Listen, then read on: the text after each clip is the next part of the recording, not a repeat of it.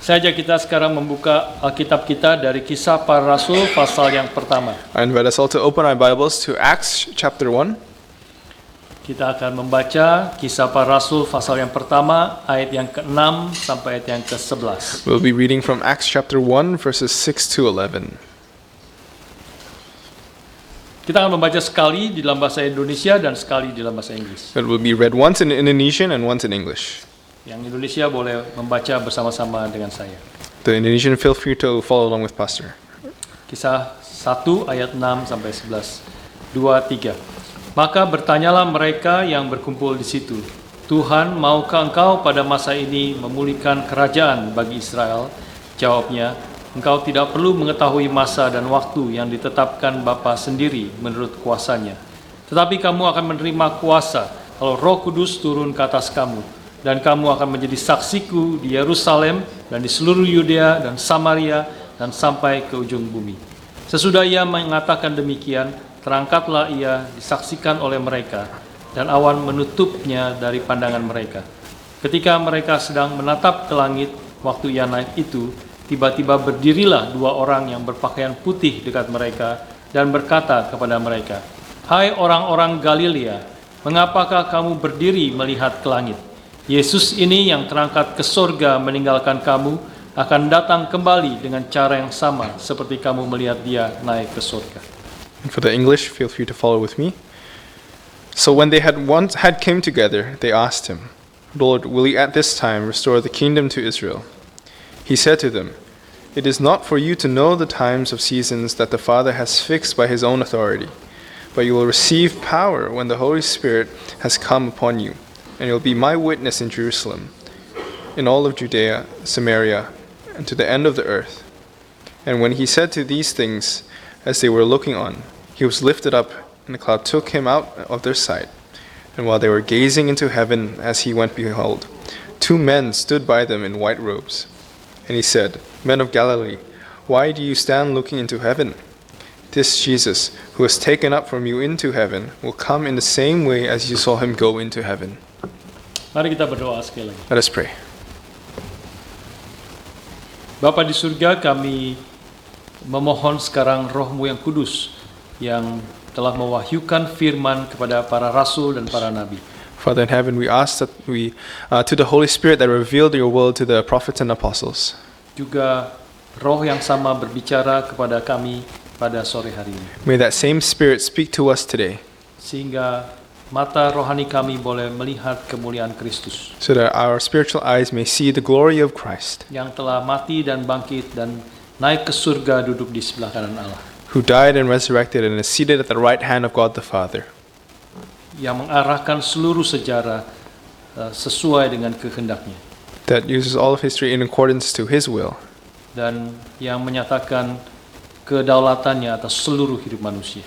and declares his sovereignty above all of humanity. Tuhan yang berkati kami ketika kami merenungkan arti dari kenaikan Tuhan Yesus pada sore hari ini. And may you bless us as we come to understand the ascension of Jesus Christ this time. Dan biarlah Roh-Mu yang kudus juga memimpin kami mengerti signifikansi kenaikan Kristus di dalam hidup kami. May Holy Spirit help us come to understand the significance of this in our own personal lives. Dalam nama Tuhan kami Yesus Kristus kami memohon semua ini. In the name of Jesus Christ we pray and ask this all.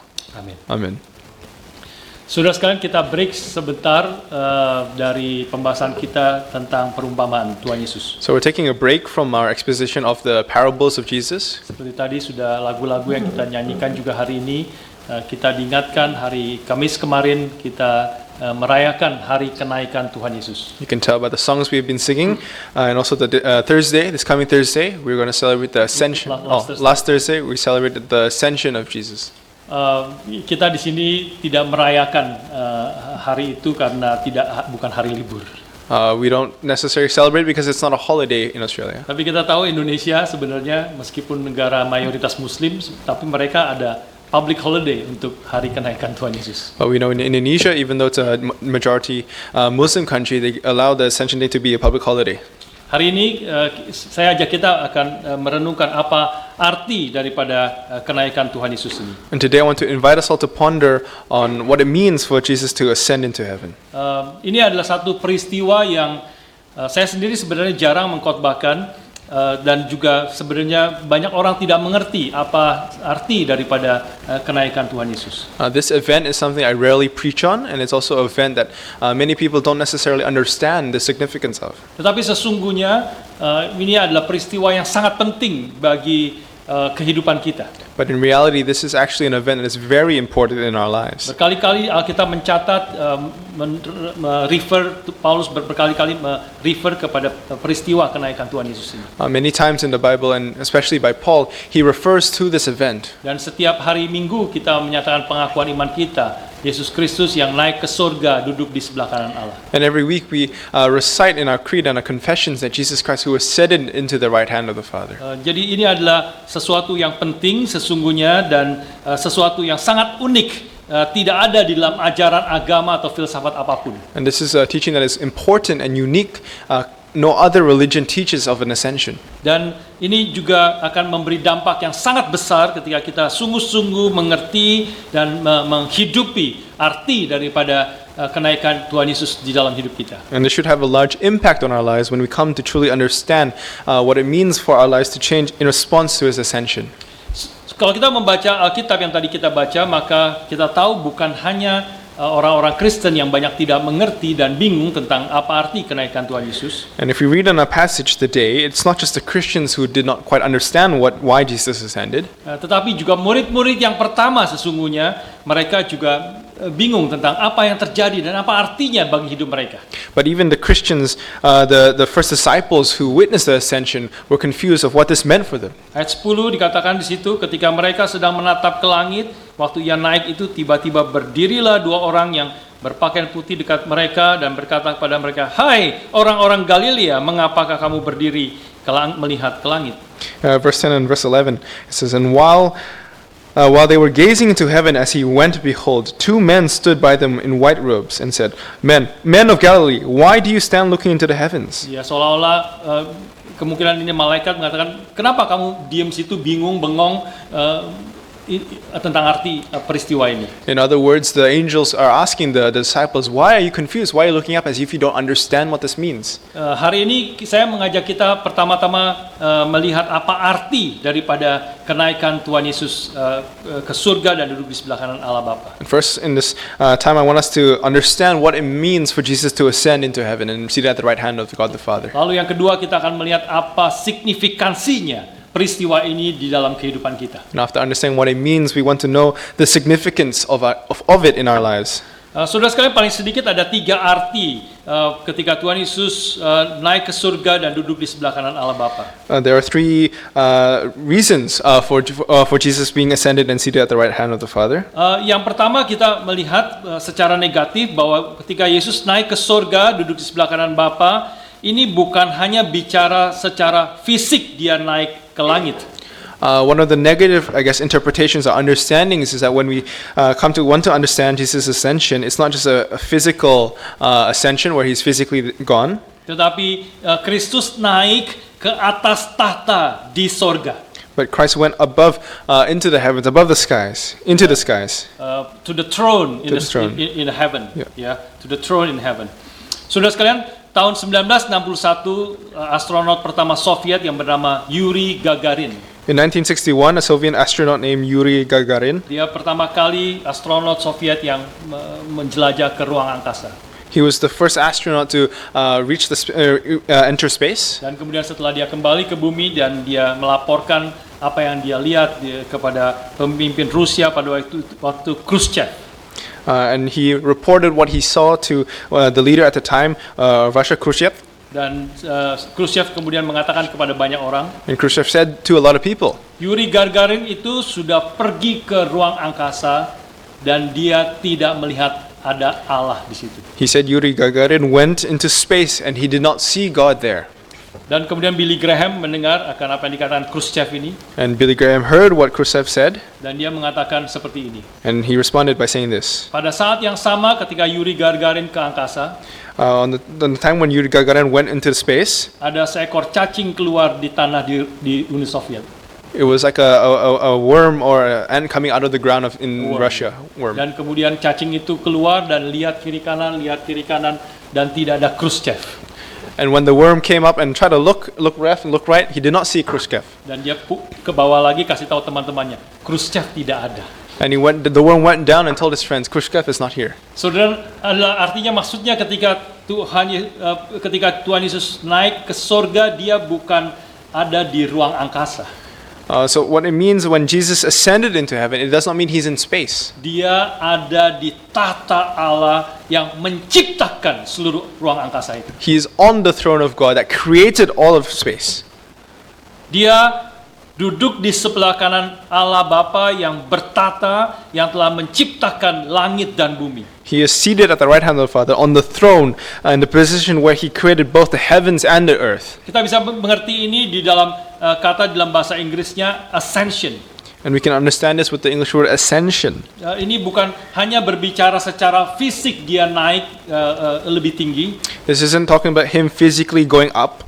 Dia bukan hanya, kalau bahasa Inggris itu ada istilah climb up atau go up. In English, it's climbing up or going up. Tetapi ini adalah bahasa Indonesia semuanya jadi satu, yaitu kenaikan Tuhan Yesus. Tetapi waktu bicara ascension of Christ, maka ini menunjukkan dia naik, he ascended to the throne.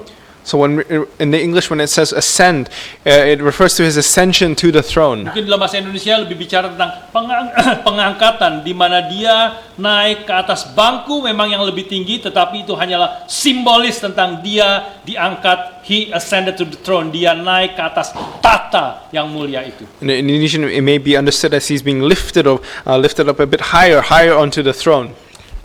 Kalau coronation daripada misalnya King Charles itu barusan, maka dia memang pasti ketika ditabiskan sebagai raja, dia akan naik ke atas tata yang lebih tinggi. For example, the coronation of King Charles, yes, when he's coronated and appointed as king, he is technically lifted up higher. Tetapi naik ke atas yang lebih tinggi itu hanyalah simbolis dari apa yang terjadi. Dia sekarang sebagai raja yang berkuasa atas seluruh United Kingdom. But him being lifted up slightly by the throne is symbolic of his rule and reign over the kingdom of UK. Jadi ketika Kristus naik ke atas surga dan duduk di sebelah kanan Allah, So when Christ ascended into heaven and is seated at the right hand of the Father, dia bukan hanya secara fisik lebih tinggi daripada semuanya, he's not only physically necessarily higher than all of us, tetapi dia sekarang memiliki relasi yang baru dengan seluruh umat manusia dan seluruh ciptaannya. but now he has a new relationship with all of humanity and creation. Segala kuasa di sorga dan di bumi telah diberikan kepadanya. All authority in heaven and on earth has been given to him. Saudara sekalian, hal yang kedua kita mengerti kenaikan Tuhan Yesus juga bahwa dia meninggalkan sekarang keterbatasan ruang dan waktu. Another understanding we can know of his ascension is he's left the limitations of space and time. Sekarang dia duduk di sebelah kanan Allah Bapa di tahtanya yang kudus dan mulia.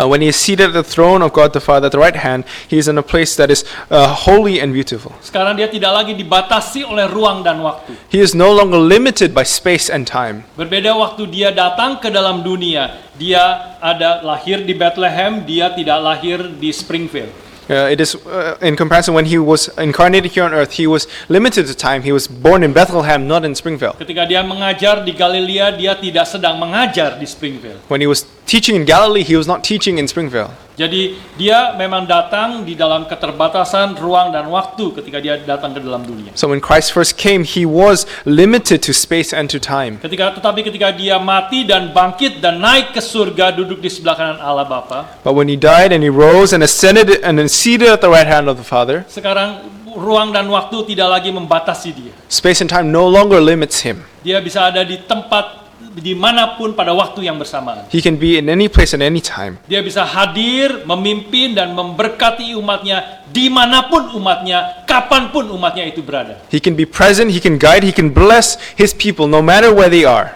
dan dia terus berfungsi sampai hari ini mengerjakan akan pekerjaannya. And he functions till this day to do his work. Seperti lagu yang tadi kita nyanyikan, mungkin referennya lagu yang kedua, referennya boleh dimunculkan. And just like the song we just sang, the second verse, maybe you can put it up. The refrain. No, the refrain. The refrain lagu yang kedua. Boleh dimunculkan? Lagu yang kedua. The second song. The second song. And the refrain of the refrain of the second song. Wah, bingung mereka. Saya nggak kasih tahu soalnya. Boleh muncul? Ya, ya. The refrain. Ya, okay. Yeah, this is the one. Ya, ya. All his work is ended. Joyfully we sing. Jesus has ascended. Glory to our King. Yang pertama tadi kita melihat Yesus naik ke sorga, lebih tepatnya Jesus has ascended to be King. Glory to our King. Kita sekarang dia ketika naik ke surga duduk di sebelah kanan Allah Bapa, ascended to heaven, ascended to the throne of glory. This is the understanding for when Jesus ascends, he ascends to be king, he ascends to glory. Nah, tetapi kalimat pertama, all his work is ended, itu menunjukkan pekerjaannya di dunia ini sudah selesai. But in the first part of that verse, is all his work has ended, it is referring to the work that he has on earth, that he did on earth. Pengajarannya, ketaatannya, taat sampai mati di atas kayu salib dan kemudian bangkit dari kematian, itu menggenapi seluruh karyanya di dalam dunia ini. And that refers to his teachings and also his obedience upon death and his resurrection. That is all complete, all finished. Tapi setelah dia naik ke surga, duduk di sebelah kanan Allah, bukan berarti dia tidak bekerja lagi sekarang. But when he ascends into heaven, it does not mean Jesus is no longer working. Louis Berkhof mengatakan seperti ini. Louis Berkhof says this. Jesus is now actively engaged in the continuation of his work, of his mediatorial work. Yesus sekarang secara aktif mengerjakan di surga, melanjutkan pekerjaannya sebagai pengantara kita. Jesus now in heaven is actively engaged in the continuation of his mediatorial work. Dan inilah kita melihat poin yang kedua ini tentang apa arti kenaikan Tuhan Yesus di surga. And this is where we can understand the second meaning of what it means for Jesus to ascend into heaven. Dia tetap ketika di surga sekarang dia mengerjakannya bahkan lebih lagi sebagai pengantara, tidak lagi dibatasi oleh ruang dan waktu. His work now in heaven, he is working at a full capacity. He's no longer limited by space and time. Dia tetap berfungsi sebagai nabi. He still functions as a prophet. Dia mengajarkan firman Tuhan kepada umatnya melalui rohnya yang kudus ke segala tempat pada saat yang bersama di mana-mana. He still works through his people, through his word, by the Holy Spirit that is working at every place and every time. Dia tetap adalah raja kita. He still remains as our king. Dia tetap memimpin dan mengarahkan gerejanya melalui karunia-karunia rohani yang diberikan kepada gerejanya. He still leads and builds his church up through the means of his church. Dia tetap adalah imam kita yang agung, He is still a great high priest yang menopang, menghibur, dan berdoa bagi umatnya di hadapan Allah Bapa. that supports and prays on behalf of God, for our God, to our God the Father. Ini artinya dia terus bekerja, meskipun pekerjaannya dalam dunia selesai, tapi ketika dia naik justru pekerjaannya semakin luas, tidak lagi dibatasi oleh ruang dan waktu. So although his work here on earth is done, him in heaven, him in his ascension, he continues to work now with no limitation. Dan terakhir, ketika Kristus naik ke surga, dia juga berarti memimpin dan mengarahkan seluruh sejarah menuju tujuan akhir yang menyatakan kemuliaannya. And now in heaven, he's also working and leading and directing all of history towards his final goal. Di mana dosa dan kematian dan setan akan dikalahkan secara total dan sempurna.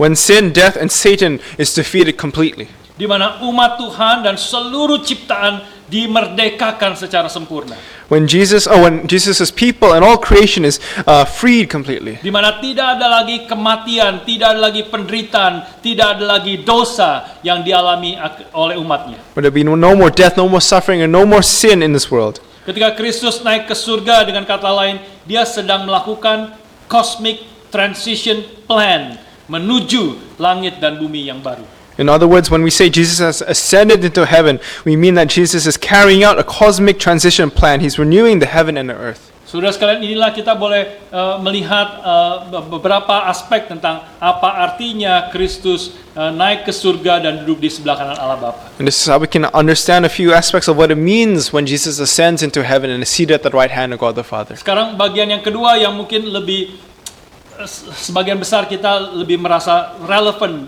dengan hidup kita, yaitu apa signifikansi semua ini bagi hidup kita. And the second point is, I believe a bit more relevant to us, is what is the significance of this for us today? Paling sedikit ada 3 hal arti kenaikan Kristus itu bagi kita. There are at least 3 reasons for us for this. Yang pertama adalah berarti umat Tuhan di segala tempat dan segala waktu bisa bersekutu dan berkomunikasi dengan Kristus. The first implication is now the people of God, through any place and any time, can commune with Christ. Saudara mungkin teringat akan atau pernah mendengar atau pernah membaca tentang Maria Magdalena yang datang ke kubur dan menemukan kubur Yesus itu kosong. You probably know the story of Mary Magdalene when she wanted to visit the grave of Jesus Christ, but it was found to be empty.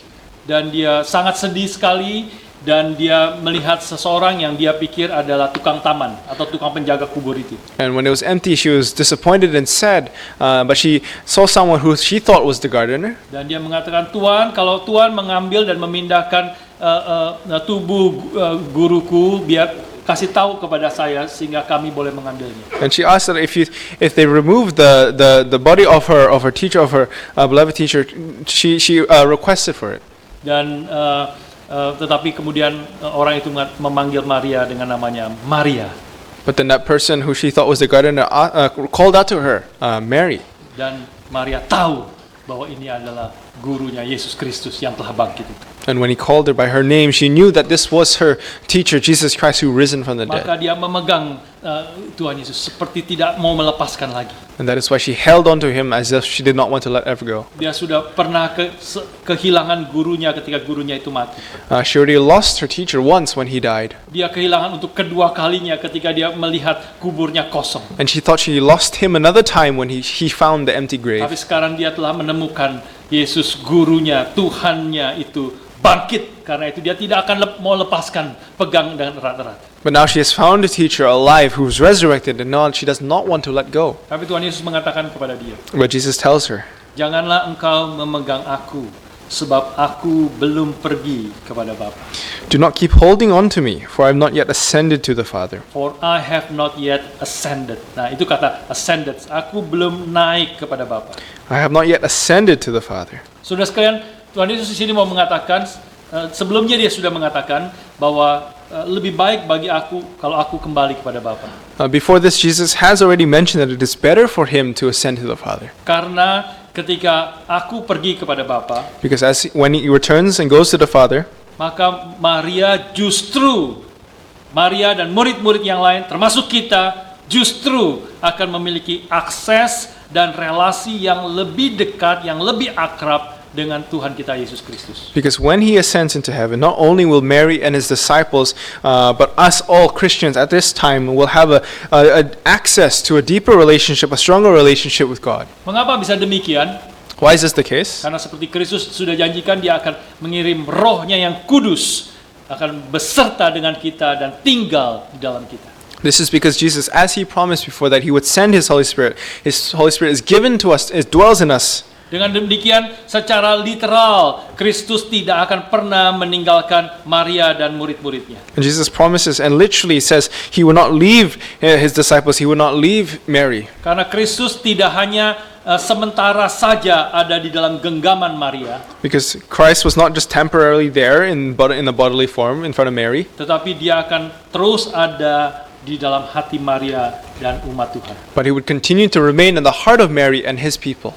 Saint Augustine mengatakan seperti ini. St. Augustine says this. You ascended from before our eyes, and we turn back grieving, only to find you in our hearts. Engkau telah naik di hadapan mata kami, dan kami kembali dengan sedih. Ternyata kami baru tahu Engkau terus menyertai kami di dalam hati kami yang paling dalam.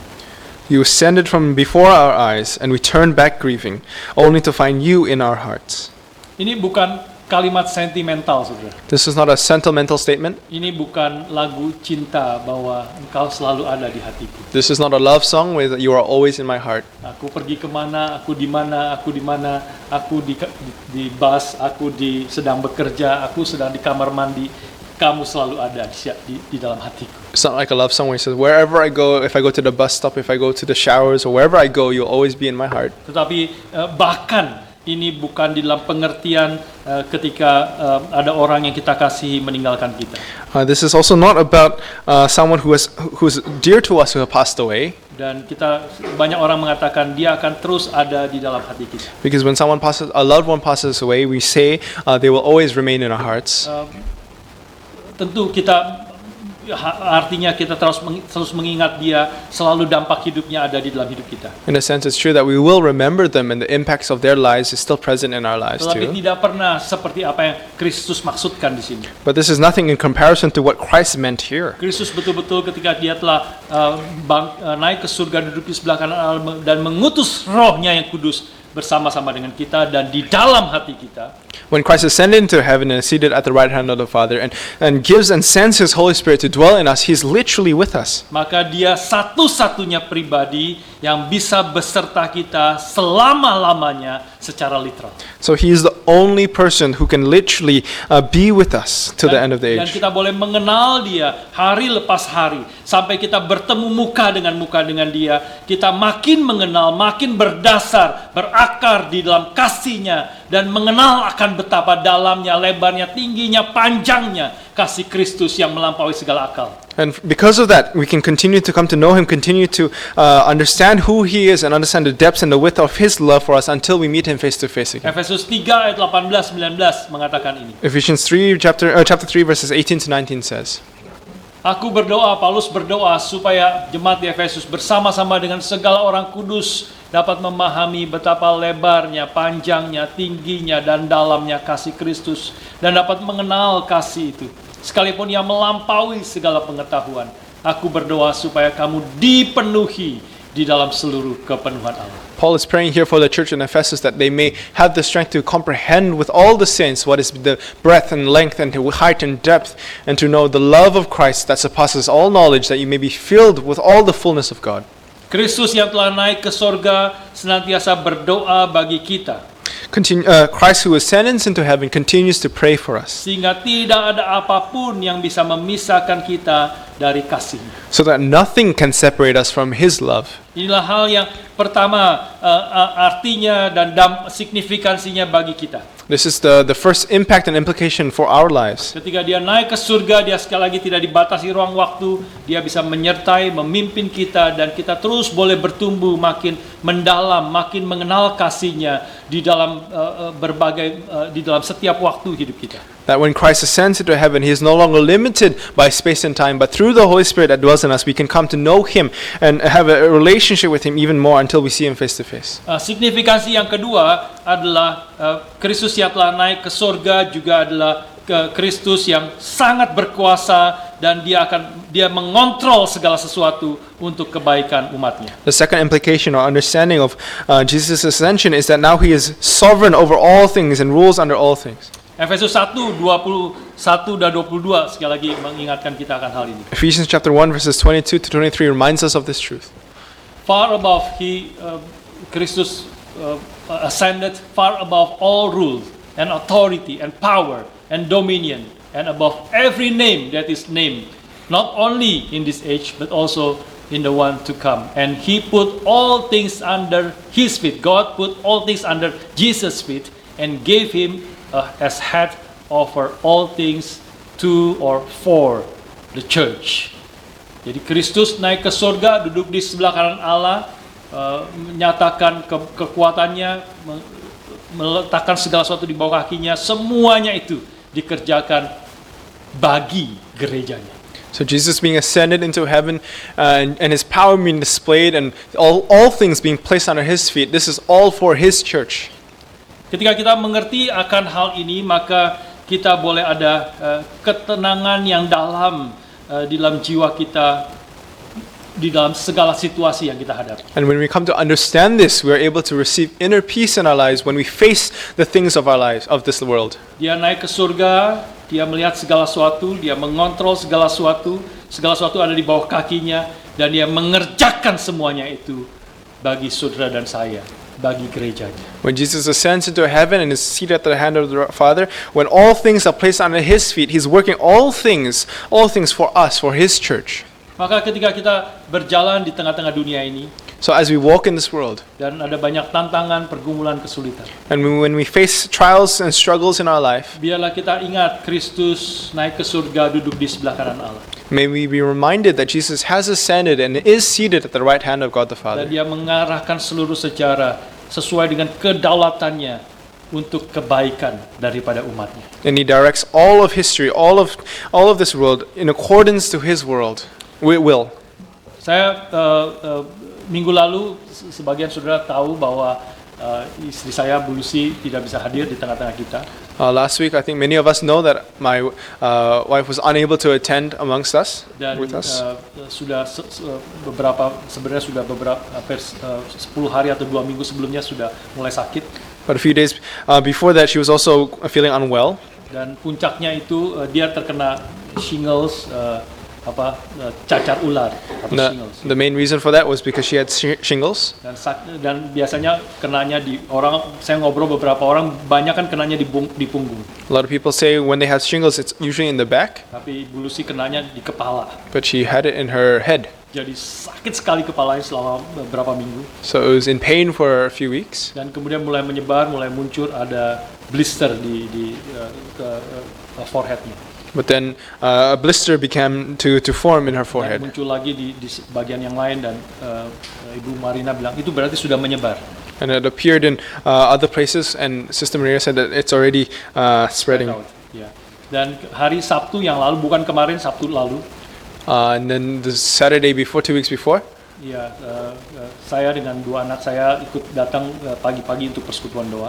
me and my children went to the prayer meeting on Dan Saturday. Di tengah-tengah persekutuan doa, kita semua terima telepon. And in the midst of the prayer meeting, we all received phone calls. Bu Lucy telepon kami. Sister Lucy called me. Ternyata dia tidak bisa datang persekutuan doa karena memang sedang sakit. She was unable to attend the prayer meeting because she was feeling unwell. Ternyata waktu kita pergi persekutuan doa dan dia bangun dan mulai sakitnya lebih parah. But when we left for the prayer meeting and she woke up, her pain was quite severe. Dan matanya mulai gatal dan mulai tidak enak. And her eye began to itch and was feeling uncomfortable. Dan sebelumnya kita sudah tahu ini bisa, kalau di sini berarti bisa menyerang syaraf mata juga. Because we knew if it was going to spread there, then it would affect her eye. Dan ini kalau kena mata bisa cukup berbahaya. So if it did reach her eye, it would be quite dangerous. Maka kita dapat telepon, kenapa? Karena dia sudah nyetir sendiri ke dokter, ke GP lagi, sudah beberapa kali ke dokter sebelumnya, tapi ke GP karena takutnya menyebar ke mata. So she was calling because she was driving herself to the ER, although she had gone to the GP, not to GP, to make sure that this was okay. Iya, dan GP mengatakan, iya ini sudah diperiksa dan mungkin kamu harus segera ke emergency di Ear and Eye Hospital. But the GP suggested to go to the ear and eye hospital. Maka itulah sebabnya dia telepon karena dia harus ke emergency. That is why she called us because she had to go to the emergency. Saya waktu saya sempat di tengah-tengah persekutuan doa, saya keluar sebentar untuk telepon. I was still in a prayer meeting, but then I stepped outside to receive the call. Dan saya mulai mendengar suara istri saya mulai agak gemeter, agak khawatir. And I heard my wife's voice. She was trembling, and I could tell she was worried. Dan juga saya mulai agak kaget juga. And I myself was quite shocked. Dan berdoa di dalam hati sebentar, tapi kemudian saya katakan, oke, Feli dan Sasa yang pulang, saya tetap ada di sini. And I prayed for a while, but then I decided that Feli and Sasa would go, and I would stay here. Karena setelah persekutuan doa, saya harus ke City Road untuk memimpin kelas katekisasi. Because after the prayer meeting, I would have to still go to the city road to lead the catechism class. Ya, Feli Sasa yang temenin ke emergency, dan nanti setelah katekisasi baru saya datang ke sana. So Feli and Sasa would visit her and be with her while I do catechism, and I'll come after. Dan itulah terjadi, ditunggu berapa jam di sana, dan kemudian saya ke sana juga menunggu beberapa jam. tetapi semuanya di dalam pertolongan dan pimpinan Tuhan. And that's what we decided to do. So after catechism, I would go to the hospital. But in spite of all that, we knew that we were still in the hands of God. Meskipun saya tidak secara spesifik mengaplikasikan Kristus yang telah naik ke surga duduk di sebelah kanan Allah yang mengontrol segala sesuatu. Although I did not explicitly translate it towards that this is God who has ascended to heaven and is seated at the right hand of the Father. Tapi ini adalah salah satu arti, ya, signifikansinya di dalam hidup kita. But this is one of the implications, the significance of that ascension in our lives. Ketika Kristus naik ke surga duduk di sebelah kanan Allah, dia berarti mengontrol segala sesuatu, kesulitan, pergumulan, penderitaan, dia mengerjakannya untuk kebaikan umatnya. That when he ascended into heaven, he is now working all things, all the struggles, all the pain, all the things in our lives for his people, for the good of his people. Ketika kita mengerti itu, kita memberikan kepada kita satu damai yang melampaui segala akal. And when we come to understand that, that gives us peace when we face all things. Saya percaya saudara, banyak di antara kita mengalami berbagai macam kesulitan pergumulan. And I believe many of us are facing struggles in our lives. Tentu pasti ada kesulitan yang jauh lebih besar daripada yang saya share tadi. And although some even the struggles that are far greater than the struggles I just shared. Biarlah kita boleh diingatkan dengan kebenaran firman ini. Apapun kesulitan pergumulan yang kita hadapi, dia adalah Kristus yang naik ke surga duduk di sebelah kanan Allah yang mengarahkan sejarah untuk kemuliaan namanya dan untuk kebaikan daripada umatnya. But regardless, may we still take this implication, take this understanding of ascension that he now, as seated in the right hand of the Father, is working all things for his people, for his church. Bahkan sesuatu yang sangat berat, yang mungkin yang terberat yang pernah dialami manusia, yaitu apa yang dialami oleh Ayub. And maybe one of the, even the heaviest suffering, the most drastic suffering that the person Job faced and experienced. Begitu banyak kesulitan yang besar dan penderitaan yang begitu berat. He who faced many struggles in his life. Tentu sangat sulit dan sangat berat menghadapi itu semua. It was very difficult and very heavy for him to carry all that. Ayub pun bergumul sangat berat. That Job himself struggled with this. Tetapi dia terus setia, dia terus hidup di dalam kehendak Tuhan. But he remained to be faithful and he remained to live in accordance to God's will. Sehingga pada akhirnya dia mengetahui, melihat, mengerti bahwa Tuhan memang tidak pernah meninggalkan dia. But then towards the end of it, he understood that God, in spite of all this, God had never left him. Dulu aku hanya mendengar tentang Engkau, tetapi sekarang setelah melewati semuanya itu, aku mengerti. Mataku sendiri memandang kepadamu. Before I've only heard of you, Lord God, but through this all, now my eyes, my very own eyes, see you, Lord. Dan kisah daripada Ayub yang dicatat dalam Alkitab menjadi berkat bagi jutaan, ratusan juta orang sepanjang sejarah. And the story in the Bible of Job has helped many hundreds of millions of people. Heidelberg Catechism di dalam pertanyaan yang ke-46 menjawab seperti ini. The Heidelberg Catechism answer 46 says this. Christ was taken up into heaven and he continues there for our interests until he comes again to judge the quick and the dead. Kristus yang telah naik ke surga, dia terus ada di sana untuk kebaikan kita sampai dia datang kembali untuk menghakimi orang yang hidup dan yang mati. Christ who is taken up into heaven and continues there for our interests until he comes again to judge the living and the dead. Saudara sekalian, dia yang berdaulat atas segala sesuatu, juga bukan hanya dia berdaulat di dalam segala kesulitan, penderitaan kita yang besar yang kita hadapi. God who is sovereign over all things is not only sovereign over the bad things in our lives, tetapi juga dia berdaulat terhadap hal-hal yang kecil yang terjadi di dalam hidup kita. but he is also sovereign over even the small things of our lives. Setiap detail hidup kita ada di tangannya, dia sedang merajut hidup kita menjadi semakin serupa dengan Kristus. Every minute detail in our lives is under his control, and he uses every detail, every moment of our lives to shape us to be more like Christ. Saudara sekalian, mungkin saya sharing lagi satu hal yang tapi sudah terjadi kira-kira 21-22 tahun yang lalu. I just want to share something that happened more than 20 years ago. Yaitu ketika sebelum saya datang ke melayani secara penuh waktu di Melbourne. It's before I served here full time in Melbourne. Waktu itu kami sudah selesai pelayanan dari Singapura dan sedang di Jakarta menunggu akan visa untuk datang ke Melbourne. So this is when I finished my ministry in Singapore and I was waiting in Jakarta for my visa to go to Melbourne. Lalu di dalam saat itu mama dari istri saya, mama mertua saya itu keadaannya semakin parah karena dia memang sudah sakit kanker cukup lama. My mother-in-law, her condition was getting worse because she was battling through cancer for a few years. Kami tinggal di Jakarta, mama mertua tinggal di kota Magelang di Jawa Tengah. And we lived in Jakarta and my mother-in-law was living in Magelang. Karena itu kami semua sambil menunggu akan visa kami sama-sama sekeluarga ke Magelang. So while we were waiting for our visa, as a family, we went to Magelang. Dan ketika kami ada di Magelang selama beberapa waktu, datanglah surat dari imigrasi bahwa sekarang waktunya kamu cek kesehatan. And when we arrived in Magelang, we received a letter that says for us to check our health. Ya, dan khususnya saya yang harus cek sebagai aplikan utama, maka saya lihat perlu saya di Magelang harus cek melihat di mana bisa cek kesehatan ini. And because I was the primary applicant, I was a priority to have my health checked. And because I was in Magelang, I was unsure, so I asked where would I get my health checked. Maka lihat-lihat daftar dokter dan rumah sakit yang bisa yang direkomendasi atau yang diauthorize untuk boleh cek kesehatan. So I was looking at the medical centers and doctors that were authorized to do this medical check. Maka ada banyak di Jakarta, tetapi hanya ada satu yang dekat Magelang. There were many in Jakarta, but only one near Magelang. Yaitu di Yogyakarta, itu kira-kira 1 jam atau 1,5 jam nyetir dari Magelang. And I was in Yogyakarta, which is an hour drive from Magelang. Maka saya pikir ya sudahlah, supaya tidak bolak-balik jauh ke Jakarta, maka saya periksa cek ke Jogja saja. Because I didn't want to go back and forth to Jakarta and Magelang, I was like, okay, I might as well just go to Yogya. Maka saya bikin appointment dan datang ke rumah sakit itu. So I made an appointment and I went to that hospital. Tapi waktu saya masuk rumah sakit itu saya agak kaget.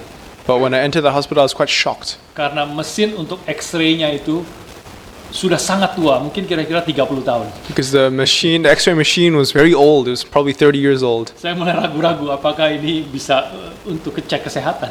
I was unsure if this could check my health. Ya, tapi ini sudah tempat yang diauthorize, ya sudahlah cek saja. But this is an authorized place, so I said, okay, I might as well check. Nah, begitu cek, hasilnya keluar.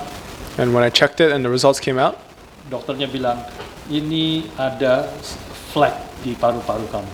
you have a flap in your chest, Wah, in your lung. jadi bagaimana? Apa yang harus dilakukan? So what would I have to do? Jadi harus diperiksa lagi lebih lanjut, diambil dahaknya dan di kulturisasi. So the more tests would have to be run. I would have to get a breath test, is it? And have to culturalize. Ya, itu culturalize. Cultural. The breath. the what? Hah? The phlegm, ya, the phlegm. Phlegm. Oh, okay.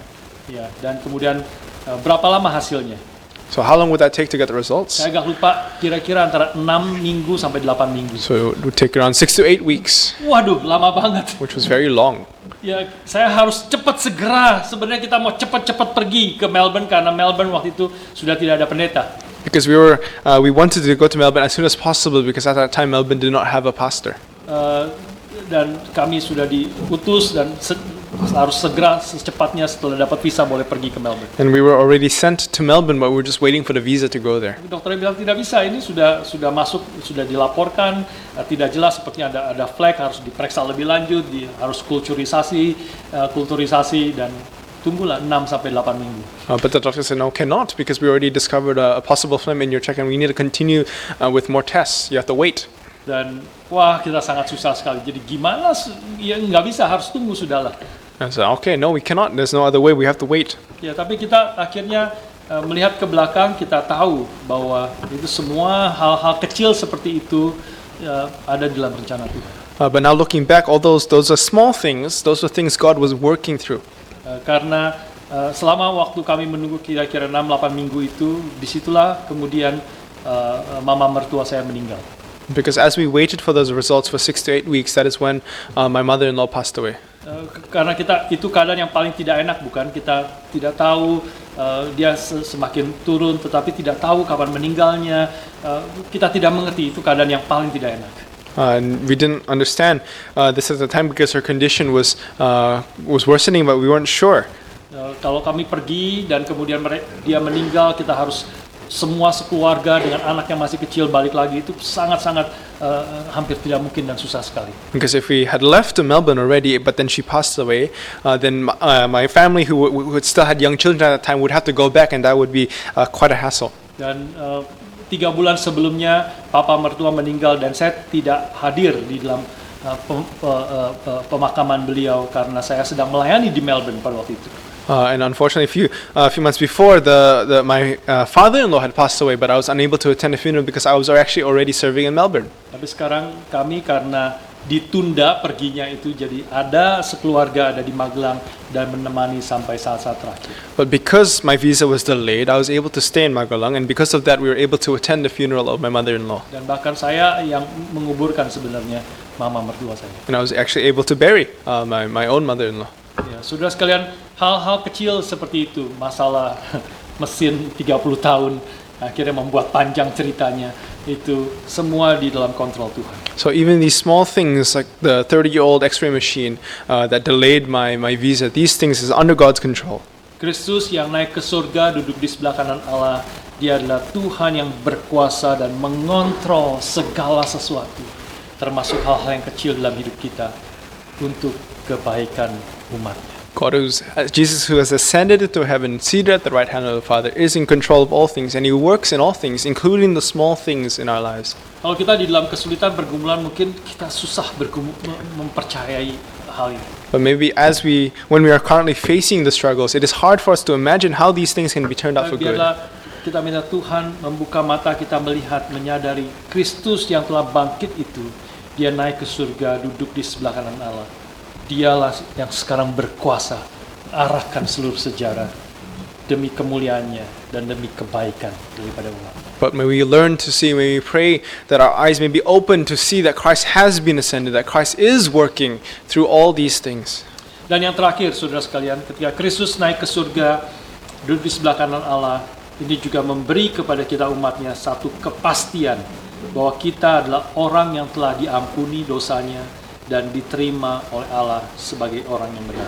And the last implication for us for His ascension is that because He has ascended, He gives us certainty, a comfort and confidence that we will be forgiven and accepted by God as His people. Roma 8, 33-34 menegaskan akan hal. Romans chapter 8 verses 33 to 34 emphasizes this point. Who shall bring any charge against God's elect? It is God who justifies. Who is to condemn? Christ Jesus is the one who died, more than that, who was raised, who is at the right hand of God, who indeed is interceding for us. Nah, Indonesianya bagian terakhir itu sangat baik. Kristus yang telah bangkit, duduk di sebelah kanan Allah, yang malah menjadi pembela bagi kita. The Indonesian one is actually more accurate in the sense that He is not interceding, but He is Become our advocate. Yeah. Advocate. Dia, ini adalah bahasa legal, bahasa di courtroom. Kristus yang naik ke surga, Dia sekarang menjadi pembela kita di hadapan Allah. So this is using legal terminology where Him now at the right hand of the Father is our defender, is our advocate to God the Father. Seorang yang duduk di sebelah kanan raja, dia adalah orang yang banyak mempengaruhi raja, memberikan bisikan kepada raja. And being seated at the right hand of the Father, he as the king, he can speak directly to God the King. Atau dia sebagai orang yang duduk di sebelah kanan raja biasanya adalah prime minister yang mengarahkan seluruh peristiwa yang terjadi di dalam kerajaan itu. Or those who seated at the right hand of the king is like the prime minister who has authority and who can speak for the king. Ya, dan inilah saudara sekalian, Kristus yang duduk di sebelah kanan Allah, Dia sekarang yang membela keadaan kita, apapun yang kita alami di dalam dunia ini. And now as Christ remains seated at the right hand of the Father, He can continue to defend, continue to advocate us as we live in this world. Ibrani 7 ayat 25 menegaskan poin yang mirip. Hebrews chapter 7 verse 25 says this. Consequently, He is able to save. Indonesianya sangat bagus. Karena itu Ia sanggup untuk menyelamatkan dengan sempurna semua orang yang oleh Dia datang kepada Allah. Sebab Ia hidup senantiasa untuk menjadi pengantara mereka. So consequently, he is able, in the Indonesian adds, he is perfectly able to draw near to God those through him, since he always lives to make intercessions for them. Ya, saudara sekalian, dia pembela kita, dia berdoa bagi kita, dia pengantara kita, sehingga tidak peduli berapa kita sudah jatuh di dalam dosa. Ketika kita datang di dalam Kristus, maka dia akan membela kita. Dia telah mati bagi kita, dia telah bangkit bagi kita, dan dia duduk di sebelah kanan Allah untuk membela kita untuk selama-lamanya. So no matter how far you have fallen into sin, as long as we turn to Christ, as long as we come to him, he will remain and be our advocate to God the Father. Tidak peduli berapa besar dosamu, ketika kita berdiri di hadapan Allah melalui Kristus, di dalam Kristus, maka Allah akan melihat kesempurnaan Kristus. Our sin has no weight as long as we stand before God the Father with Christ as our advocate, because God the Father sees the perfection and the righteousness of God, the Jesus Christ. Ketika engkau berseru kepada Allah melalui Kristus, maka Allah akan mendengar perkataan Kristus itu, dan dia melihat kita sebagai Kristus yang indah dan yang sempurna itu. And as we approach God the Father with Jesus Christ as our advocate, God the Father will see us without spot, without blemish, in the beauty as Christ himself is beautiful. Maka Kristus yang naik ke surga duduk di sebelah kanan Allah, yang menjadi pembela kita, memberi kepada kita kepastian bahwa kita adalah orang yang telah diampuni dan diterima Allah sebagai orang yang benar di dalam Kristus. So Christ, being sent into the heaven, seated at the right hand of the Father, gives us confidence that on the day when we see Jesus, when the day we see God, we will be accepted as his righteous people. Satu kali ada seorang yang datang kepada saya dan menceritakan tentang pergumulannya yang jatuh di dalam dosa dan sebagainya. There was once a person who came to me sharing his guilt and his burden because he had fallen into sin. Dan kemudian dia mengatakan, Pak Budi, saya rasa sangat tidak layak di hadapan Tuhan. And he told me that he did not feel worthy to go before the Lord. Dan setelah saya mendengar akan sharingnya dia, And when I heard his sharing, saya mengatakan kepada dia, I told him, memang kamu tidak layak. "It is true, you are not worthy." Dia agak kaget. And he was shocked. Dia datang mau mendapat penghiburan, tapi dibilang memang kamu tidak layak di hadapan Tuhan. He came to receive comfort from me, but instead he got affirmation that he is not worthy. Tapi sebenarnya saya katakan kalimat selanjutnya, But then I continued and said, saya pun tidak layak di hadapan Tuhan. "So I too am not worthy to go before the Lord." Tidak ada orang Kristen yang layak di hadapan Tuhan berdiri di atas dirinya sendiri. There is no Christian, no one amongst us who is able to stand before God based on their own basis. Kalau kita datang mewakili diri kita sendiri, tidak ada seorang pun yang layak di hadapan Tuhan. If we come to represent ourselves before God, no one is worthy to stand before him. Tapi kalau kita datang di dalam Kristus, bersembunyi di dalam Dia, bergantung kepada Dia, But if we come with Christ, clinging on to Christ, maka Allah Bapa bukan melihat kita, tapi melihat Kristus yang di mana kita ada di dalamnya. God the Father no longer looks at us, but looks at Christ, and we who are in Christ. Maka Dia akan menerima kita dengan sukacita. And then he will receive us with joy. Dia menerima kita, karena melihat keindahan Kristus yang ada di dalam kita dan kita yang ada di dalam Kristus. He will see us and receive us because of the beauty of Christ and because we are in Christ. Saudara sekalian, ketika Kristus naik ke surga duduk di sebelah kanan Allah, maka seluruh doa kita, seluruh permohonan doa dan permohonan pengampunan kita kepada Allah akan diterima oleh Allah. And all our sins is received and all placed on Christ, and we receive it through Christ. Karena Kristus telah mati bagi kita, Because Christ has died for us. telah bangkit bagi kita, He has resurrected for us. dan Dia duduk di sebelah kanan Bapa menjadi pembela bagi kita. And he is seated at the right hand of the Father to be our advocate. Saya akan tutup dengan kisah daripada Stefanus. And I will close with the story of Stephen. Ya, ketika Stefanus memberitakan Injil kepada orang-orang Yahudi, When Stephen was sharing the gospel to the Jews, maka orang-orang Yahudi, pemimpin-pemimpinnya khususnya, sangat marah dan mereka menyeret Stefanus keluar the leaders of the Jewish community were enraged by Stephen and took him out dan ingin merajam Stefanus dengan batu. and wanted to stone him. Tetapi Stefanus dikatakan penuh dengan Roh Kudus, But it was said that Stephen was filled with the Holy Spirit, dan kemudian dia mengatakan satu kalimat, and he said one thing. Sungguh aku melihat langit terbuka dan anak manusia berdiri di sebelah kanan Allah. Truly I see the glory arise and the Son of Man standing at the right hand of God the Father. Kali ini Yesus tidak duduk di sebelah kanan Allah. But at this time Jesus is not standing at the right hand of the Father. Not sitting. Sitting at the right hand. But dia berdiri di sebelah kanan Allah Bapa. But he is standing at the right hand of God the Father. Artinya dia melihat Stefanus yang sebentar lagi akan dirajam batu. This is Jesus seeing Stephen about to being stoned. Dan dia berdiri akan menyambut kehadiran Stefanus di tahtanya, di sukacita kemuliaan untuk selama-lamanya. And Jesus here is getting ready to receive Stephen, to take him into his eternal fellowship.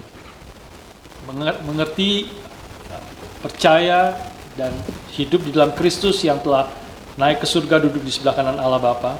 Understanding that Jesus has ascended and is with God the Father at the right hand of God the Father. Menyadari, percaya bahwa dia mengarahkan sejarah untuk umatnya.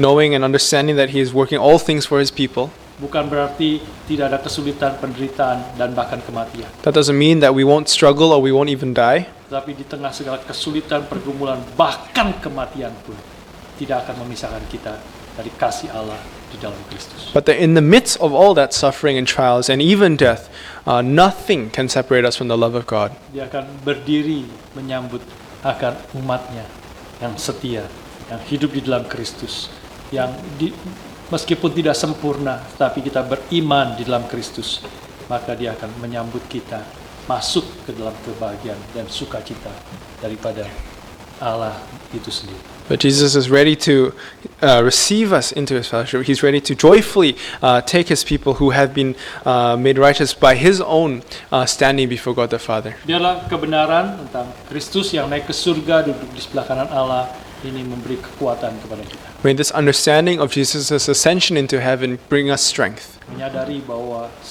dia berdaulat, berkuasa atas segala sesuatu. To know that he is sovereign above all things. Menyadari bahwa kita boleh senantiasa, kapanpun, dimanapun, boleh datang bersekutu dengan dia. That we know in any time, in any place, we can come to have fellowship with God. Menyadari, percaya bahwa dia berdaulat dan di dalam seluruh kehidupan kita, termasuk di dalam hal-hal kecil dalam hidup kita. And to believe that he's working all things, even the small little minute details in our lives. Dan percaya Kristus yang duduk di sebelah kanan Bapa terus membela kita.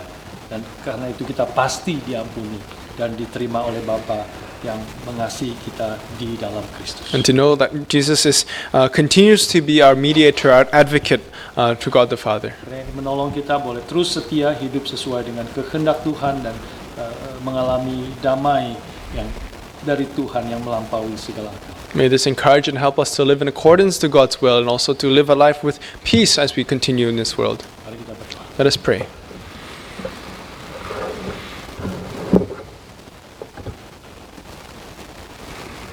Bapa di surga, kami bersyukur untuk Kristus yang telah mati dan bangkit dan naik ke surga, duduk di sebelah kanan Allah Bapa. Father in heaven, we give thanks for Jesus who has died, resurrected, and is ascended and is seated at the right hand of God the Father. Yang bukan hanya menyatakan kebesaran, kedaulatan, kemuliaan-Mu, Who does not only describe the great depths and the widths and the lengths of your love, tetapi Engkau juga mengerjakan itu semua bagi kebaikan umat-Mu. but we also know that you work all things for the good of your people. Biarlah kebenaran ini terus kami pegang di dalam hidup kami. May we continue to hold on to the truth in this life. Seperti Stefanus yang melihat kemuliaan Kristus yang berdiri di sebelah kanan Bapa, menguatkan dia setia sampai mati. Just as Stephen who saw Jesus stand at the right hand of God the Father, which helped him to remain faithful even unto his death. Tuhan, biarlah kebenaran ini juga menguatkan kami hidup di tengah-tengah dunia. May this also strengthen us to live in this world. Berkati dan pimpin setiap kami, ya Tuhan. May you bless and guide us all. Dalam nama Tuhan kami, Yesus Kristus, kami berdoa dan bersyukur. In the name of Jesus Christ, we pray and we give thanks. Amen. Sekarang waktunya saya pakai beberapa menit untuk menjawab beberapa pertanyaan saudara. I'll use the remaining amount of time to answer some questions from us. Mungkin boleh dimunculkan pertanyaan yang sudah diterima. And we can put up the questions that have been received. Nah, Saya baca baca Indonesianya ya. Saudara silakan mengikuti bahasa Indonesia di bawah. I'll read it in Indonesian, follow along in English if you want. Ya, the bottom one is English one, the translation. Pak Budi, saya ingin sekali bisa berdoa lebih banyak dan lebih sering, tetapi susah sekali melakukan karena kesibukan dan other distraction. Saya juga berdoa untuk minta Tuhan menolong, tetapi kenyataannya susah sekali melakukannya. Bagaimana bisa bertekun di dalam doa? Nah, ini pertanyaan yang baik ya. And this is a good question. Ini saya menangkap, saudara tanya ini ada pergumulan yang real dan saudara ingin berdoa lebih tekun. So it's good that you have identified this and desire to pray more.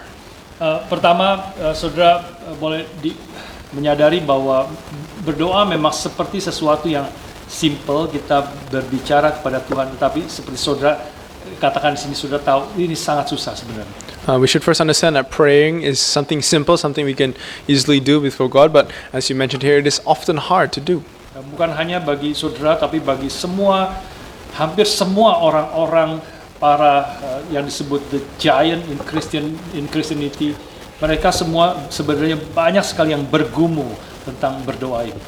This isn't just a struggle for us all, but also the giants of the faith who have expressed their struggles with prayer. Hampir semua buku-buku tentang doa yang saya baca, termasuk dari orang-orang yang sangat hebat tentang doa, termasuk Tim Keller dan sebagainya, yang menulis buku tentang doa yang sangat bagus. Many authors who have written books on prayer, many people who themselves are great Christians such as Tim Keller. Richard Pratt yang tulis juga buku tentang pray with your eyes open. Richard Pratt who also wrote a book titled Prayer with Your Eyes Open. Mereka selalu memulai bukunya itu dengan mengatakan, saya menulis buku ini bukan berarti saya sudah sangat expert di dalam doa. And most of them open with in their books by saying that they're not writing this because they're an expert of prayer. Bukan berarti saya sudah menjadi prayer warrior yang selalu berhasil, selalu tekun di dalam doa-doa kehidupan doa saya. It doesn't mean that they're prayer warriors and they always pray in every constant moment of their lives. Tapi mereka menulis semua buku-buku yang bagus itu sama-sama bergumul supaya dia mendorong orang Kristen termasuk dirinya sendiri untuk boleh menjadi orang-orang yang tekun berdoa sesuai dengan kehendak Tuhan. But they write the books so that they can struggle with each other. They can struggle with us in the sense that they too struggle with prayer and they want to encourage other Christians to pray. Jadi memang doa adalah sesuatu perjuangan pergumulan kita seumur hidup. So prayer is something that we do struggle with our whole lives, Karena kita memang kita kebanyakan orang, apalagi juga ini salah satu kelemahan juga orang reform. This is also a mistake made by Reformed people. Ya, Reformed Churches. Reformed people. Kita banyak ingin melakukan, mengerjakan semuanya, berpikir, berjuang, tetapi kita seringkali melakukan perjuangan itu tidak dengan bersandar kepada Tuhan sepenuhnya. We often are very zealous and very willing to do things and accomplish things and minister and work, but then we often do that without first receiving God's strength. Karena itu memang kita harus terus bertumbuh di dalam kehidupan berdoa kita. But that is exactly why we must continue to grow in our prayer life. Ada banyak cara yang kita boleh ini pertanyaan ini bisa jadi panjang sekali sebenarnya jawabannya tentang bagaimana kita bisa menjadi orang-orang yang berdoa dengan tekun. There are many ways to answer this. That is why we can actually spend a lot of time answering this question. Tapi saya hanya mengatakan beberapa hal. But I'll only say a few things. Misalnya adalah salah satu cara berdoa yang bisa kita pelajari adalah saudara, salah satu yang kita sudah pernah bahas juga beberapa kali di dalam persekutuan doa, kita mendoakan apa yang dinyatakan di dalam Alkitab. We pray what has already been declared and written in the Bible. Jadi antara doa dengan membaca Alkitab itu dua hal yang tidak bisa dipisahkan. So prayer and reading of the word cannot be separated. Salah satu hamba Tuhan, saya lupa namanya, menceritakan dia seringkali memulai harinya pertama dengan berdoa singkat saja. I know of a pastor, I forgot his name, but he shared that he would begin a day with a short prayer. Lalu kemudian dia mulai buka Alkitab dan merenungkan firman. But then he would immediately open the Bible and start reading the Word of Dan God. pada waktu membaca firman itu memimpin dia masuk di dalam doa. And then in response, that word that he reads would guide him into prayer. Misalnya firman Tuhan hari ini yang kita dengar tentang Kristus yang duduk di sebelah kanan Allah Bapa. For example, the word that we just read and listened to today about Jesus being ascended, Banyak sekali sebenarnya saudara bisa doakan. many things you can pray about. There's many things. Jadi saudara berespons kepada firman Tuhan. So you pray by responding to the word of God. Saudara bisa bersyukur kepada Tuhan, memuji Dia karena Dia telah mati bangkit, Dia duduk di sebelah kanan Allah berkuasa atas segala sesuatu. You give thanks to the word of God. You give thanks that He has ascended to heaven. You give thanks that He's seated at the right hand of God the Father. Jadi ini tergantung juga saudara bagaimana hati saudara, bagaimana saudara mengerti, bagaimana saudara berespon dengan jujur terhadap firman Tuhan. So this is also dependent on how you respond to the word of God, how you can honestly relate and respond to it. Saudara juga bisa berdoa mohon ampun kepada Tuhan kalau selama ini saya tidak percaya kepada Tuhan. You can also pray repenting and asking God for forgiveness that you have not, until this time, you actually have not yet believed. Tidak percaya bahwa Dia sebenarnya Tuhan yang naik ke surga, duduk sebelah kanan Allah dan berkuasa atas segala sesuatu. You have not believed that God has ascended and is above all things. Saudara bisa bersyukur kepada Tuhan untuk Tuhan yang berdaulat dan yang memimpin setiap detail hidup kita. And you can give thanks that God is sovereign above all things and leading and working in all the small details of our lives. Saudara bisa mengingat hari-hari kemarin, seminggu yang lalu, akan pekerjaan Tuhan. Saudara bisa menaikkan syukur kepada Tuhan.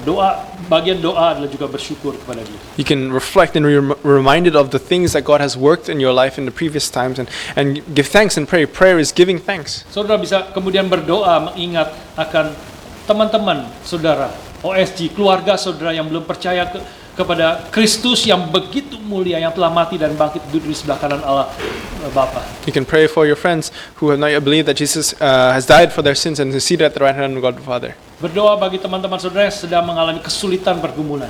Pray for your brothers and sisters who are currently struggling in life. Itu beberapa contoh yang sudah langsung mulai mengalir dari ini firman lalu kemudian mengalir dengan dalam doa kita kepada Tuhan. Those are things you can pray about, things that flow out of your own Bible reading. Jadi tidak bisa dipisahkan baca firman juga dengan doa. So you cannot separate the reading of God's word with prayer. Mungkin hal yang kedua terakhir, bagaimana kita bisa berdoa dengan tekun. The second and last point, how we can pray more frequently. Ini adalah salah satu chapter bab di dalam buku dari Richard Pratt, Pray with Your Eyes Open. This is from one of the chapters of Richard Pratt's book, Pray with Your Eyes Open. Jadi saya dulu pernah membahas juga selama beberapa kali buku ini.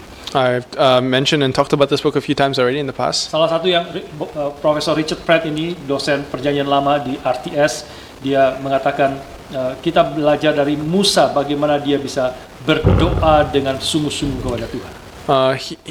This lecturer at RTS also says how we can learn from Moses and how he himself prayed before God. Dan dia khususnya berdoa untuk umat Tuhan, bangsa Israel yang mau dihancurkan oleh Tuhan karena dosa mereka. And how he interceded and prayed for towards God because God wanted to destroy his people and because of his wrath. Dan Musa berdoa, Richard memakai istilah berargumentasi dengan Tuhan.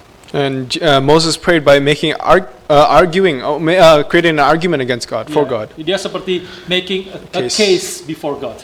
Ya, dia jadi seperti kalau di pengadilan setelah witness itu setelah selesai diperiksa.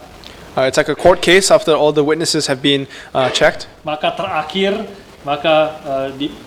mungkin di pengadilan Amerika khususnya, maka terakhir advokat itu akan making a case di hadapan para juri. Maybe this is more in the American court laws, but then after all of this, the advocate of the defendant makes a case to the jury. Maka karena karena ini dua, karena tiga, karena empat, karena lima, maka keputusannya juri harus mengatakan dia tidak bersalah. Because of evidence 1, evidence 2, up to evidence 5, because of all these reasons and all this evidence, the jury must declare that this man is not guilty. Nah, Musa berdoa kepada Tuhan seperti itu. Moses prayed like that. Berargumentasi dengan Tuhan. He made a case, an argument to God. Dia bergumul dengan Tuhan. He struggled before the Lord. Jadi di dalam segala kesulitan yang dihadapi, so when we face the struggles in our lives, misalnya katakan anak kita yang sakit, let's say our children get sick. Kita bukan hanya bilang, Tuhan tolong anak saya, Tuhan tolong anak saya. Apalagi yang bisa kita katakan. We don't only say, God help us, if that's all we say. Tetapi kita making a case. Mengapa Tuhan harus menolong anak ini? But we make a case why God must save our child. Musa berargumentasi kepada Tuhan dengan cara itu. Moses makes a case and prays like that to God. Mengapa Tuhan supaya Tuhan jangan menghabiskan bangsa Israel. Why God should not destroy the nation of Israel. Sudah nanti membaca di dalam Ex- Kejadian 32 kalau tidak salah, bukan ya? Exodus. Keluaran ya. Yeah. Ya, di dalam kitab Keluaran 32 kalau tidak salah, 32-33 Musa berdoa dan berargumentasi dengan Tuhan, dan Tuhan mendengar doa Musa. In Exodus 32 or 33, this is where Moses makes a case and a prayer to God so that he would not destroy the nation of Israel. Nah, saudara jadi bertanya, bergumul dengan Tuhan, mengapa Tuhan perlu mendengar doa saudara? So you make a case, you pray why God should listen and hear our prayers. Pasti kalau saudara bergumul dengan Tuhan, saudara pasti bergumulnya harus saudara dengan seluruh hati, dengan kejujuran, dengan pikiran yang terbuka total di hadapan Tuhan. But when you do this, you must understand that you do this with your heart and your mind and every aspect very open before the Lord. Dan disitulah saudara boleh bertekun dengan di dalam doa. And before that, then you can come and pray before God. Dan tentu terakhir saudara tadi bilang terus sulit, banyak distraction. Ya, sekali lagi saudara, bottom line saudara harus sadar berapa pentingnya berdoa. And for the last thing, the questioner mentioned there's many distractions, but for us, we need to first understand the importance of prayer. Ya, jadi saudara tidak boleh menempatkan doa kalau ada waktu. You should not treat prayer as something you do if you have time. Ya, kalau saudara bilang kalau ada waktu saya berdoa, ya pasti saudara tidak berdoa. If you say, when I have time I'll pray, then of course you won't pray. Tapi kalau saudara sadar doa itu sangat penting, But if you realize prayer is important, maka saudara akan menyisihkan waktu dalam setiap hari hidupmu, ada waktu untuk kau berdoa. you'll set aside time in your day to pray. Bagi saya tadi, saya melaksanakan apa yang tadi saya share pertama, yaitu menggabungkan antara membaca firman, merenungkan firman, dan berdoa. And to tie that with my first point, and that is to set time for us to not only pray, but to read God's word and pray. Dan disitulah saudara juga boleh bertumbuh dalam kehidupan berdoa saudara. And from there you can grow in your prayer life. Juga yang terakhir, terakhir lagi, saudara datanglah persekutuan doa. And the last thing, again, last, but then one of the things is come to our the prayer Itu fellowships. salah satu latihan kita berdoa dengan tekun. That is one of the ways we learn to pray Kita frequently. kira-kira setiap hari Sabtu kita berlutut sekira-kira 30 menit. Roughly every Saturday we pray kneeling down for 30 minutes. Ya, persekutuan doa kita dibagi menjadi 3 bagian. We break our prayer meetings into 3 parts. Yang setengah 30 menit pertama adalah menyanyi pujian dan juga sharing satu dengan yang lain. The first 30 minutes is we sing songs of praise and we also share with one another. Dan 30 menit kedua kita mendengarkan firman, merenungkan firman. And the second 30 minutes, the second section of the 30 minutes is we come to hear God's word in devotion. Dan 30 menit ketiga kita berlutut bersama-sama berdoa. And the third 30 minutes is we come to bow down and pray together. Mungkin saudara jarang sekali berdoa 30 menit berlutut pada waktu sendiri. Many of us probably rarely come and pray before God for 30 minutes on our own. Tapi biarlah kita berlatih bersama-sama setiap Sabtu berlutut, mendoakan bukan diri kita sendiri, bukan kebutuhan kita saja, tapi kebutuhan akan gereja, kebutuhan umat Tuhan, keadaan dunia. Hati kita juga semakin luas, semakin luas. Semakin luas, saudara, semakin banyak yang bisa didoakan dan tidak habis-habis untuk mendoakan, saudara. And as we come to these prayer fellowships, we pray about many things, not just personal things and personal lives that we want, but about the church, about the world, about people in our lives. And as the prayer points get wider and wider, there are more things, endless things for us to pray about. Sekali lagi saya akan tutup dengan encourage saudara datang ke persekutuan doa setiap hari Sabtu jam 9 pagi di rumah ini. That is why I'll close by encouraging us all to attend the prayer meetings on Saturdays at 9 a.m. Dan bukan hanya kita berdoa, kita juga mendengar sharing dari saudara-saudara kita. Not only for us to pray, but also for us to hear the sharings from our brothers and Ya, sisters. sharing testimoni itu dari kehidupan saudara-saudara kita yang real, di berbagai aspeknya saudara sendiri. Saya selalu dikuatkan dengan sharing daripada saudara-saudara. The sharings and testimonies that we hear strengthen us. I myself have been encouraged by many of our sharings. Dan saudara juga mendengar renungan firman bukan hanya dari saya tetapi dari Pak Nemuel. But you also hear the word not only from myself, but also from Brother Namuel. Ya, Pak Nemuel adalah seorang yang juga sangat bagus dan sangat belajar banyak sekali. Dia adalah PhD dan juga sangat matang di dalam kerohanian. Brother Nemuel is also a great speaker himself and who studies the word quite well. He has a PhD and he also is quite mature in his faith. Dan banyak saudara yang datang, Persekutuan Doa sudah diberkati oleh pelayanan Pak Nemuel. And many of us who attend the prayer meetings have been blessed by Brother Nemuel's preaching. Jadi datanglah Sabtu ini So come jam 9 pagi. this Saturday, 9 a.m. Kita bertumbuh bersama-sama. Let us grow together. Dan sehingga seluruh pelayanan yang kita kerjakan ini bukan kehebatan manusia, strategi kita, tetapi semuanya ditopang oleh Tuhan yang berdaulat yang memimpin kita. So that we come to understand all the work that we do in our lives in this world is not by our own strength, not by our own cleverness, but by God who's working through us and in us. Dan kalau kita menyadari itu, keberhasilan kita akan membawa hormat, kemuliaan bagi Tuhan. And when we come to understand that, then our results and the fruit in our lives will bring glory and honor to God. Bukan kemuliaan hormat kepada manusia, Not glory and honor to us, to man, tetapi manusia umatnya akan bersukacita di dalam kemuliaan Tuhan. but may God's people rejoice in God's glory. Datanglah Sabtu ini Persekutuan Doa. So come this Saturday at the prayer meeting.